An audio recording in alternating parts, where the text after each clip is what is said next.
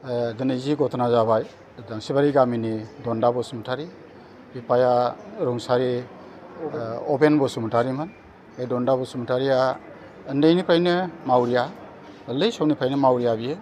बिमा बिफा गैजाया आरो गावनि अनजालि बिसि आरो फिसाला सासे दङ, ओमफ्राय फिसाजो दङ, हाबा जाबाय। दा दुखुथिया परियाल न'खर। ओमफ्राय अट' टेम्प' सालायनानै जायोमोन।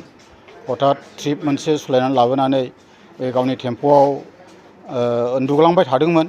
उन्दुग्लांबाय थानायावनो जेब्ला उन्दुबाय थानायखौ नुयो, बे टेम्प' गाखोग्रा यात्रिफ्रा अर्थात पेसेन्जारफ्रा गाखोबायमोन। ओमफ्राय थांनो होननानै टेम्प'खौ लांनो होननानै फोजादोंमोन, लिंदोंमोन।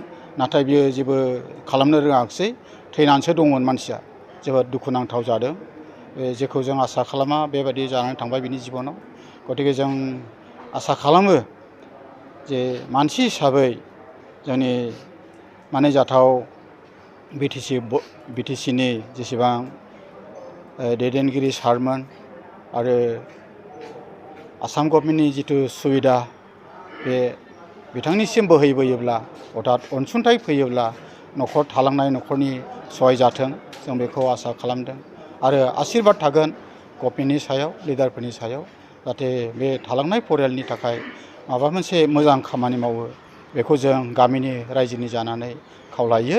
बिनि अनजालि आरो बिनि बिसियाबो जाहाथे थांनानै थानो हायो। हामबायसै, बयखौबो खुलुमबाय।